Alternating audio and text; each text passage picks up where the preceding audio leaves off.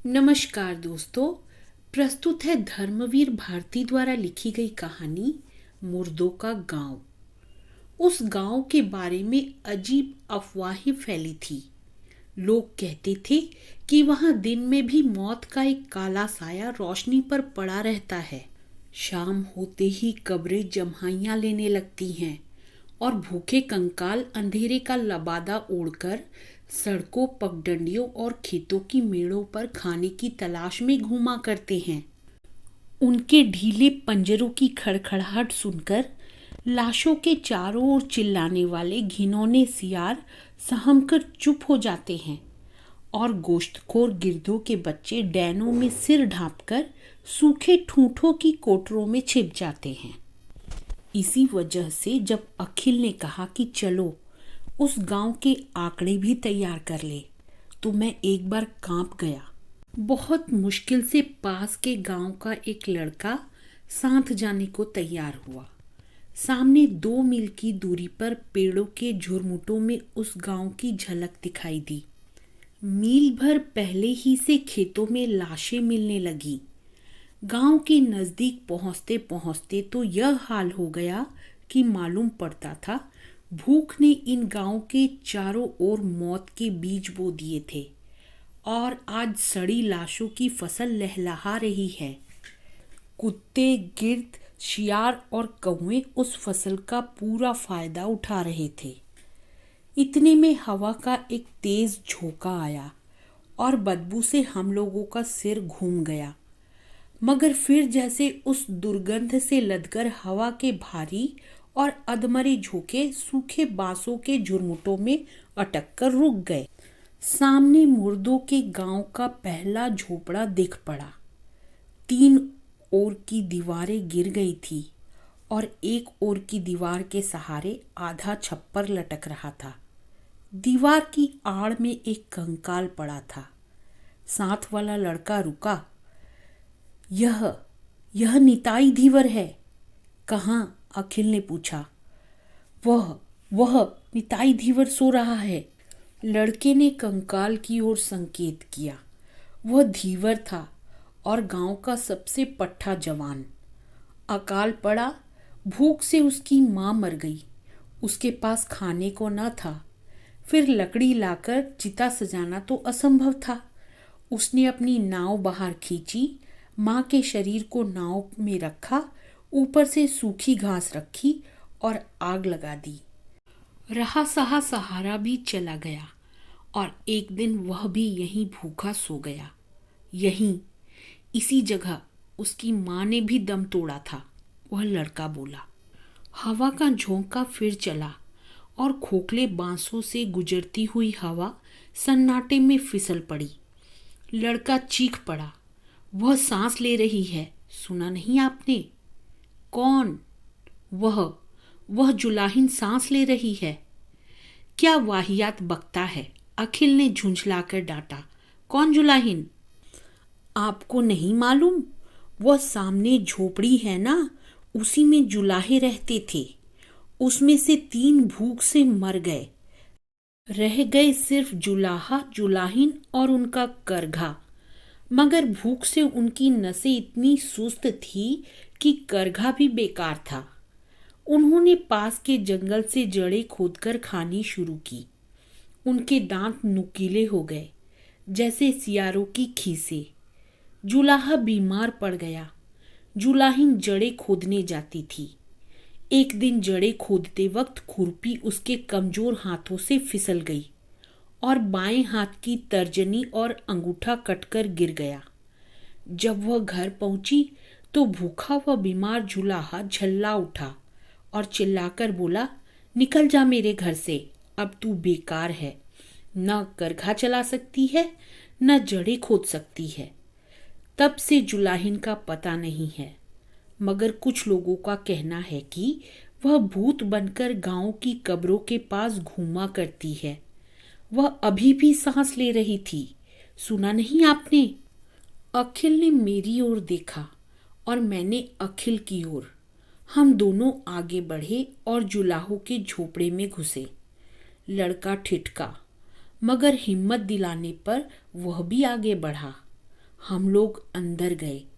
लड़के ने अंदर से किवाड़ बंद कर लिए और हम लोगों से सटकर खड़ा हो गया।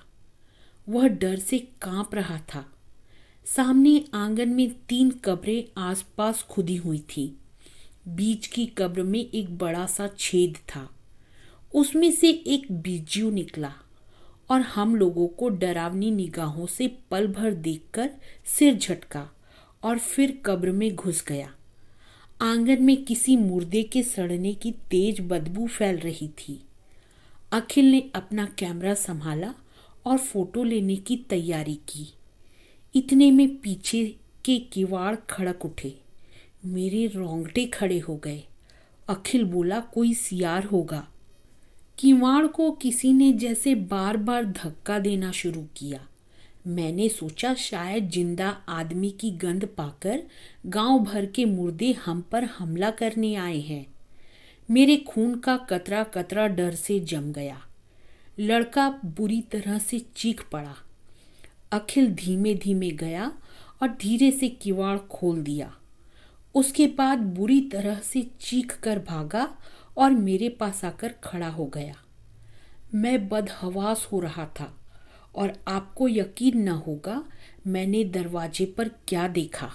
मैंने जिसे देखा वह आदमी नहीं कहा जा सकता था। वह जानवर भी नहीं था, भूत भी नहीं। एक औरत नुमा शक्ल जिसकी खाल जगह जगह पर लटक आई थी। सिर के बाल झड़ गए थे। निचला होठ झूल गया था और दांत कुत्तों की तरह नुकीले थे। मालूम होता था जैसे आदमी के ढांचे पर छिपकली का चमड़ा मढ़ दिया गया हो। उसके दाएं हाथ में एक खुरपी थी और बाएं हाथ की 2 अधकटी और 3 साबुत उंगलियों में कुछ जड़ें। वह पल भर दरवाजे के पास खड़ी रही, फिर धीरे धीरे आगे बढ़ी। मैं चीखना चाहता था मगर गला जवाब दे चुका था। वह हमारे बिल्कुल पास आकर खड़ी हो गई, जड़ें जमीन पर रख दी और अपनी 3 उंगलियों वाले हाथ को मुंह के पास ले जाकर कुछ खाने का इशारा किया। हम लोगों की जान में जान आई। वह भूखी है, वह आदमी ही होगी क्योंकि भूख आदमियत की पहचान है। अखिल ने अपने झोले में से एक केला निकाला और उसकी ओर फेंक दिया। उसने केला उठाया और मुंह के पास ले गई, मगर फिर रुक गई, उठी और झोपड़ी की दूसरी ओर चल दी। हम लोगों को कौतूहल हुआ। हम लोग भी पीछे पीछे चले। वह औरत सहन के एक कोने में गई। वहीं एक मुर्दा था जिसकी सड़ाध आंगन में फैल गई थी। देहाती लड़के ने उसे देखा और पहली बार उसने मुंह से आवाज निकाली, जुलाहा, यह तो जुलाहे की लाश है। यह जुलाहिन उसे भी भूत बनाने आई है। जुलाहिन लाश के पास गई। लाश सड़ रही थी और उसमें चींटियां लग रही थी। उसने केला और जड़ें लाश के मुंह पर रख दी और हंसी। हंसी की आवाज मुंह से नहीं निकली, मगर खीसों को देखकर अनुमान किया जा सकता है कि वह हंसी होगी। दूसरे ही क्षण वह बैठ गई और मुर्दे की छाती पर सिर रखकर सुबकने लगी। यह जुलाहिन है, मगर यह तो कम से कम 70 बरस की होगी। 70 बरस? No, it is dropsy. देखते नहीं, जहरीली जड़ें खाने से इसकी नसों में पानी भर गया है, मांस झूल गया है। अखिल बोला, इस मुर्दे को हटाओ वरना यह भी मर जाएगी। उसके बाद हम लोग झोपड़े के भीतर आए। पास में एक गड्ढा था। सोचा इसी में लाश डाल दी जाए। भीतर आए, लाश के पास से जुलाहिन को हटाया और उसकी लाश भी एक और लुढ़क गई। मैं घबरा गया, बेहोश सा होने लगा। अखिल ने मुझे संभाला। हम लोग थोड़ी देर चुप रहे। फिर मैं बोला भारी गले से, अखिल, उंगलियां कट जाने पर यह निकाल दी गई, फिर किस बंधन के सहारे, आखिर किस आधार के सहारे यह मरने से पहले जुलाहे के पास आई थी जड़ें लेकर? क्यों? अखिल चुप रहा। मुर्दों के गांव की दोनों आखिरी लाशें सामने पड़ी थीं। अच्छा उठो, अखिल बोला। हम लोगों ने लाशें उठाई और गड्ढे में डाल दी। एक और जुलाहा, दूसरी ओर जुलाहीन। बांस के सूखे पत्तों से उन्हें ढक दिया। मैंने अपनी उंगली से धूल में गड्ढे के पास लिखा, ताजमहल 1943, और हम चल पड़े। तो दोस्तों, उम्मीद है आपको यह कहानी पसंद आई होगी। अब अगली कहानी के साथ आपसे फिर मिलूंगी। तब तक के लिए अलविदा।